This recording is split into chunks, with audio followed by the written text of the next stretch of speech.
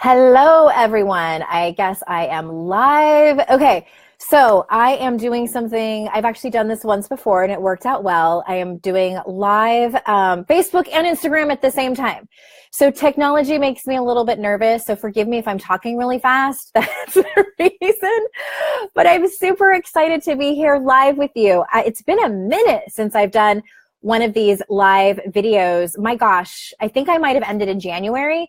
And thank you for those of you who are here live, who are a part of my community, who already knew that I was coming on live, and you already know who I am, whether you're joining me from Instagram or from Facebook.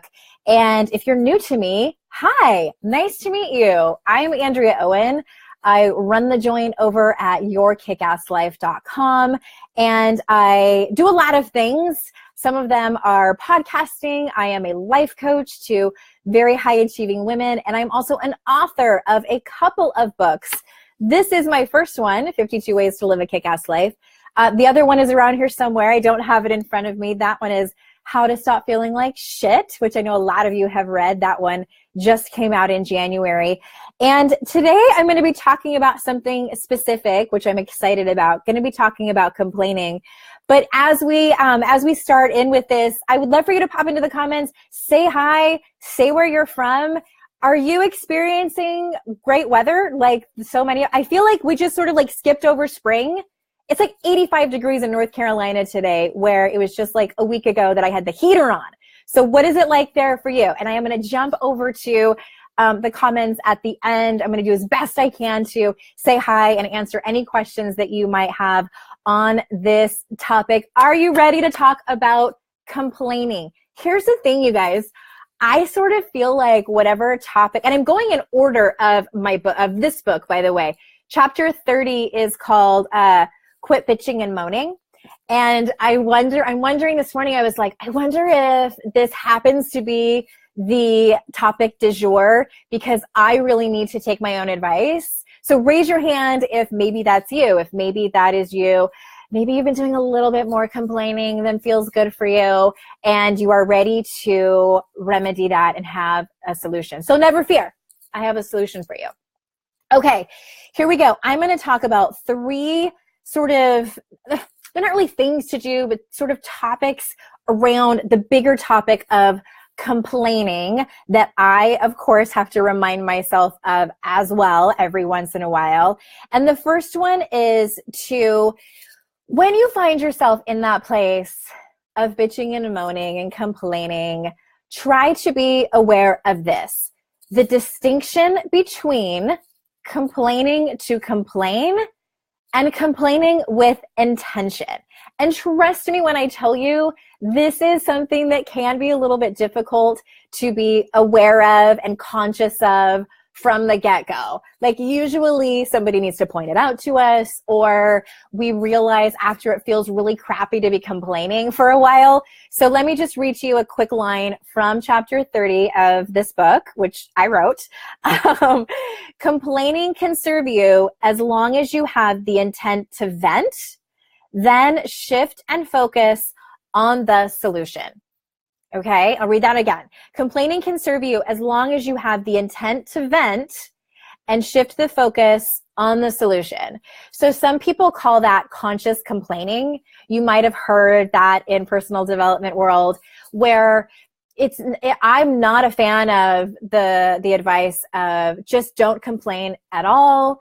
You'll see your life turn around, and just kind of bypass all those negative feelings. It's like, Lord, like sometimes life hands you a shit sandwich, right? Sometimes something happens and you need to get that out. When I'm working with clients and they come to the session and they sit down and they're like, oh, this happened, but I don't want to talk about it. Let's just focus on the topic at hand. And I'm like, wait a minute, you clearly, that is like weighing on you and you need to get it out. That's venting. That's like purging and getting out whatever it is that is weighing on you and that is standing in the way of you being your best self, of you thinking positive thoughts and doing all those things that you feel that feel good to you, right? The person that you want to be. So you have to get that out. But then once you do, Instead, I mean, you can just like let that go. And sometimes that feels amazing. But then shifting to the solution, which brings me to the second thing about complaining, is how complaining can serve you. And by the way, if anybody wants to follow along, I'm on page 126. Please hold. I need to put my glasses on because it's kind of dark in here too. Many people actually solve their own problems by saying them out loud, right? Sometimes it's as easy as that. It doesn't necessarily have to be, you vent out and then you're like, all right, now I'm going to focus on the solution. Like if you want it to be step by step that way, fantastic, you're amazing. But sometimes the venting can lead you to a solution. A lot of people process out loud. Raise your hand if that's you. Especially extroverts tend to be the type of people who need to, my best friend Amy and I say, like, I need to talk about what I'm mad at. I need to tell you something I'm mad at. And sometimes it's just that. You need to like complain about something you're mad at. But sometimes it's weighing on you. And when you process it out loud, you come to your own solutions. You come to something that feels better, right? Okay. And the third and final thing, I like to keep these videos like under 10 minutes because I know y'all are busy and you got other things to do, like scrolling through Facebook and Instagram. But the third and final thing on the topic of complaining is the question you need to ask yourself about your complaints. So I'm going to read to you a very short paragraph from this chapter on complaining. And this comes after I'm just talking about venting. And here's where you might be shooting yourself in the foot. If you talk about how you don't like doing this or that and how you wish blah, blah, blah, but take little or absolutely no action to change, then the excuse comes out of your mouth, oh, but I can't change it, is, with all due respect, complete bullshit. And I love the question to ask yourself, am I willing to take any action on this? You might have heard around the self-help world, don't complain about things that you are unwilling to take action on. I like to add to that, don't complain repeatedly about things you are unwilling to take action on. I'm going to give you an example. But again, I in all fairness, sometimes you need to vent about something. Sometimes the traffic was so bad that day and you're like, I need to get this out. That's different. Obviously, like you have no control over construction and traffic and things like that. That's something you might want to let go. What I'm talking more specifically about is if you find yourself constantly complaining about hating your job, and it's the specific coworker that you have that drives you crazy, that takes advantage of you, that has terrible work ethic, and you find yourself complaining about it, every happy hour after work to your friends, and ask yourself the question, are you willing to take some action on that? Are you willing to have a conversation with that person? Are you willing to go to your boss? Do you want to quit your job and find a different one if that's your way out, if you feel like that's your solution?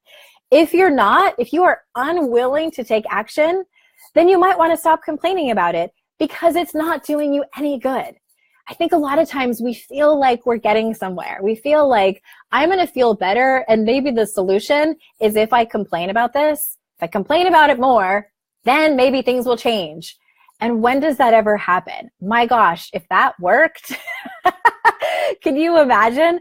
But sometimes that's a great question to ask yourself.